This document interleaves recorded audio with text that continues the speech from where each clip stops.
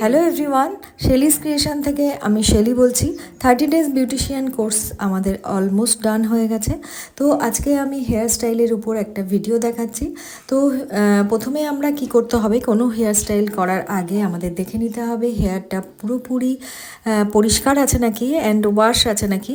তো যদি না থাকে সেক্ষেত্রে আমাদের সেখানে ভালো করে শ্যাম্পু করে নিতে হবে, নেওয়ার পর সিরাম লাগিয়ে তারপর ড্রাই করে ফুল ড্রাই করে আমাদের পুরো ক্রিম্পার করে নিতে হবে। আমাদের যে মাইক্রো ক্রিম্পার আছে সেটা দিয়ে ভালো করে আস্তে আস্তে পুরো হেয়ারটাকে ক্রিম্পার করে নিতে হবে। তারপর আমরা যে হেয়ার স্টাইল করব সে বুঝে আমরা সেকশন করব। তো আমরা প্রোফাইল সেকশন থেকে প্রথম ইয়ার টু ইয়ার সেকশন বের করে নিয়ে তারপর বুফন এরিয়া থেকে বুফনের সেকশন বের করে তারপর আমরা নিচের সেকশানে গার্ডার লাগাবো। তো প্রথম আমরা নিয়ে নিচ্ছি বুফন এরিয়া। বুফন এরিয়াতে প্রথমে আমরা সি সেকশন করে আস্তে আস্তে ব্যাক কম্বিং করে করে আমরা সামনের দিকে যাব। তো যখনই আমরা কোনো ব্যাক কম করব তো সেটাকে যেন রুট ব্যাক কম হয় সেটার দিকে আমাদের নজর রাখতে হবে, এবং প্রত্যেকটা ব্যাক কম করার সাথে সাথে আমাদের স্প্রে ইউজ করতে হবে। এখানে আমি ইউজ করছি টাফটের 5 নাম্বার স্প্রে, যেটা নাকি একটু হোল্ড এবং স্ট্রং স্প্রে। তো তোমরা এই ধরনের বুফন করার সময় তোমরা অবশ্যই একটু হোল্ড স্প্রে, একটু টাফট ধরনের স্প্রে বা প্রফেশনাল স্প্রে এগুলো তোমরা ইউজ করবে। তো এইভাবে দেখো আমার পুরো বুফনটা রেডি হয়ে গেছে।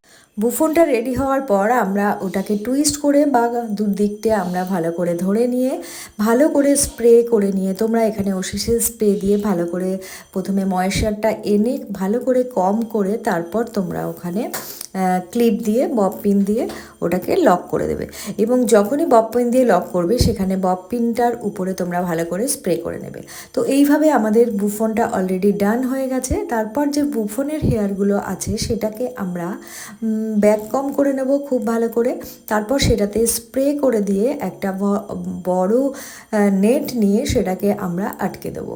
তো এটা আটকানোর পর আমরা যে শেপে আমরা আনতে চাই সেই শেপ করে আমরা সেটাকে জায়গা মতো ওখানে বসিয়ে দেবো।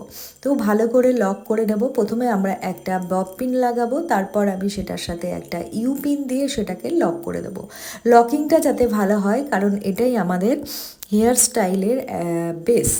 তো নিচে যে হেয়ারে আমি গার্ডার লাগিয়েছিলাম সেই হেয়ারগুলোকে আস্তে আস্তে উপর দিকে তুলে পার্ট বাই পার্ট ছোট ছোট সেকশন নিয়ে আমরা উপর দিকে ক্রিস ক্রস করে লক করব। তো প্রথম বাদিক থেকে ডান দিকে নেব এবং ডান দিক থেকে বাদিক নেব।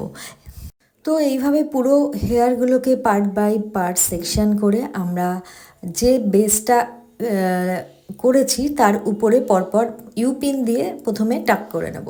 তারপর টোটালটা যখন কমপ্লিট হয়ে যাবে তখন যে হেয়ারগুলো আমাদের রয়েছে সেটাকে আমরা পাশ দিয়ে আস্তে আস্তে ঢুকিয়ে ওটা নিচ দিক দিয়ে লক করে দেবো। তো এইভাবে আমরা পুরো হেয়ারটাকে কমপ্লিট করব। তোমরা অবশ্যই হেয়ারের ক্রিম্পারটাকে একদম ঠিকঠাক করবে, যেটা নাকি বেশি ক্রিম্পার যেন না হয়ে যায়, আবার যেন খুব কমও না হয়ে যায়। সেক্ষেত্রে তোমাদের ঠিক করে ক্রিম্পারটা করতে হবে। আর হ্যাঁ, হেয়ারটা যেন পুরোপুরি ওয়াশ থাকে। তো এইভাবে দেখো আমাদের ডান হয়ে গেছে। তোমরা এই ধরনের হেয়ার কোনো রিসেপশানে লো বান হিসাবে করতে পারো, বা কোনো কেউ গর্জিয়াস লুক চাইছে বা কেউ গ্রাউন্ড পড়ছে সেক্ষেত্রেও তোমরা এই ধরনের হেয়ার করতেই পারো। তো সেক্ষেত্রে সামনের হেয়ারটা আমাদের করা হয়নি। দেখো আমি সামনের হেয়ারটা সিম্পলের উপরেই করেছি। তো আমি এটা স্টুডেন্টসদের দেখাচ্ছিলাম কিভাবে অ্যাডভান্স হেয়ার তোমরা করতে পারো। তো সিম্পল একটা অ্যাডভান্স হেয়ার করেছি, সেক্ষেত্রে সামনের হেয়ারটাকে নিয়ে টোটালটাকে আমি পিছনে লক করে দিয়েছি। এটাও ক্রিস ক্রসভাবে করেছি। ডান দিকের হেয়ারটাকে নিয়ে লেফট সাইডে নিয়ে গেছি এবং লেফট হেয়ারটা রাইট সাইডে নিয়ে গিয়ে আমি লক করে দিয়েছি। তো এইভাবে দেখো আমাদের হেয়ারটা ডান হয়ে গেছে। তো তোমাদের কেমন লাগলো? Thank you for watching.